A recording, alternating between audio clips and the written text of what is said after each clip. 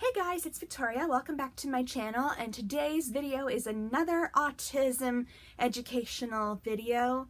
Now, in my last couple videos, I mentioned that I now have a boyfriend, and this gave me a really cool idea. Why don't I do a video talking about how to date someone with autism or how to date an Aspie and what things you need to remember if you are dating someone who happens to be on the spectrum. So I thought it would be a really cool idea to talk about. So I made a list and I'm going to give you my pointers on how to date someone on the autism spectrum.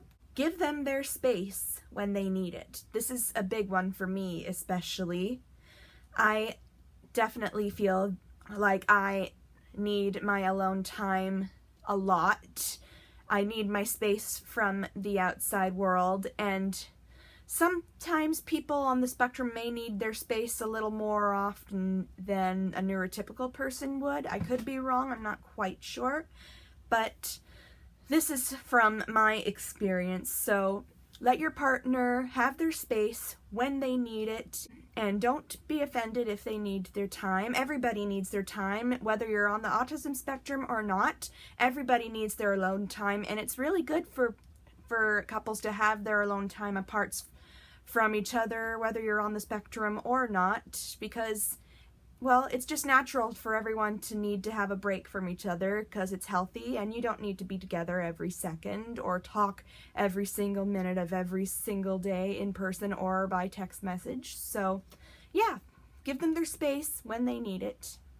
Be patient. Patience is huge because you're going to need to be very patient with someone who's on the spectrum if you are dating someone on the spectrum, because there are going to be times where they are going to have a meltdown, or they're going to be anxious if something changes in their routine, and you have to be able to know what to do when that happens, and you have to be calm, you have to be encouraging, you have to do whatever you can to calm them down and be supportive when they are in that situation. So keep that in mind. Patience is huge.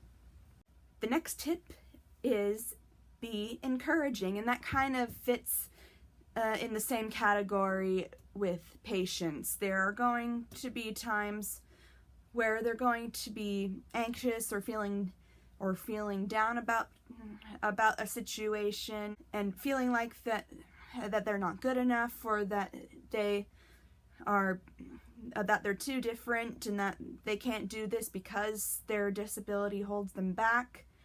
And that's not necessarily true, because people on the spectrum can do anything that a neurotypical person can do. They just need a lot of encouragement and support. So again, that fits with patience. Be encouraging.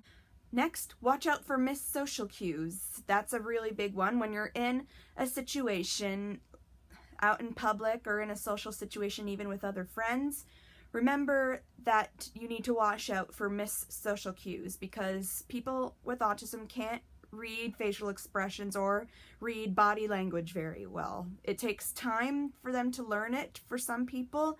I myself am still having a little bit of trouble with reading social cues, but I'm getting a little bit better. My boyfriend even says that he thinks I do a pretty good job, and that's pretty awesome. But if your boyfriend or girlfriend or partner has trouble with that, make sure to look out for that, and make sure you are very, very clear with what you are trying to tell them or get across to them as well. And if you're in a really big social situation with a group, I find for me personally it tends to be harder in a big group of people because there are so many of them, and the environment can be distracting if it's too noisy, like in a busy restaurant or something like that. So be aware of missed social cues and look out for them, and yep, just be clear and be precise.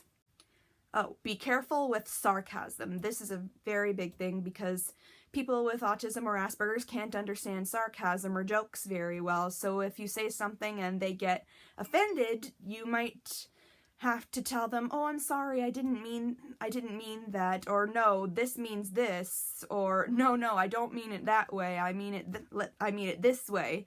They tend to take things literally, so be careful and try to make sure, leave out as many sarcasm and puns as much as possible, unless you know your partner can pick up some sarcasm. I can, and sometimes I can't, so I have to tell my boyfriend, be careful with the sarcasm, and make sure that if they don't know what that joke is, explain it to them so that they can understand for future, if it ever comes up again.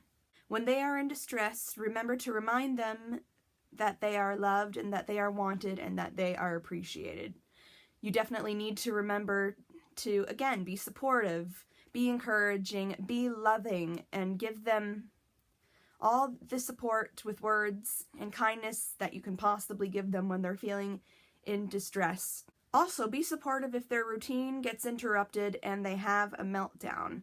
This can happen when unexpected things pop up, like unexpected situations or unexpected noises, unexpected company, or things like that. That can really give them a meltdown or an anxiety attack. I remember once at my birthday party, I have another friend who came with me who is on the spectrum as well, and we didn't realize that the restaurant that we were originally going to did not take reservations beforehand because they get so busy and you have to be there as early as possible. And even though we tried to be there like 3 hours early, it was the Cheesecake Factory to be precise. So if you know the Cheesecake Factory, then you'll know that they don't take reservations.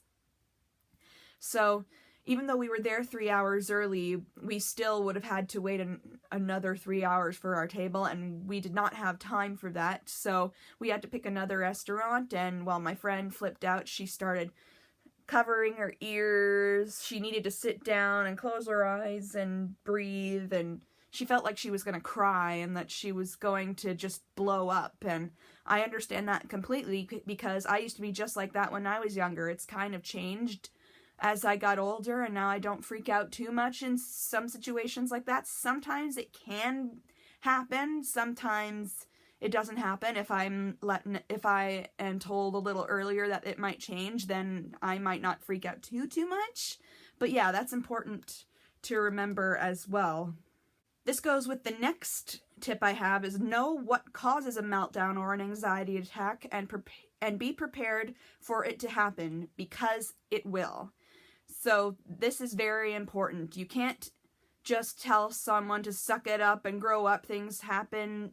You're too sensitive, things like that. Do not say those things. You do not say those things to someone on the spectrum. You have to know what's going to happen, because this is what they have. This is what they have to deal with. It's not their fault. You have to be supportive. If you're not willing to do that, then you probably shouldn't be dating someone on the spectrum to begin with. So you have to know what's going to happen, what's going to cause the meltdown, and be prepared to help them, comfort them, and do whatever you can to be encouraging and to be calm and kind to them. Give them all the love and hugs they need. But some people don't like to be hugged or touched. You gotta remember that not all people with autism enjoy being hugged or touched without being asked first. So that's another good thing. I didn't write this down, but remember, ask before hugging. Remember that just because they may not call or text much doesn't mean that they don't want to talk to you. Sometimes they don't know what to say, or they may be anxious. Give them a little encouragement from time to time, but don't be demanding or forceful. Also, they may just need their alone time. That kind of goes back to, again, they need their space. So if they don't call you or text you for a little while and you're wondering what's going on, if they're okay or anything, or if you're worried that they're not committed to your relationship, no, that is not the case. They just need their space. They need their alone time. Like I mentioned before, everyone needs their space from time to time. You don't need to be together every second. You don't need to talk every single day. Like, check in from time to time, but not every minute of every single day. You gotta remember that, unless they are okay with that, unless they want to talk to you and that they're okay with that. But if they tell you they need their space, give them their space. They will really love you and will really appreciate it in the long run. Trust me, it'll make their relationship with you a lot better. When introducing them to your friends, be proud of showing them off. If your friends find anything odd about them, just explain that they are autistic.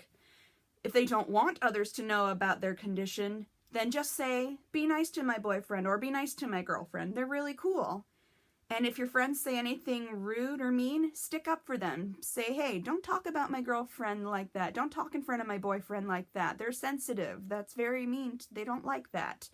So your friends need to know as well. If you plan on introducing them to your friends, if they want to meet your friends, be sure to give them some of these tips as well if you can.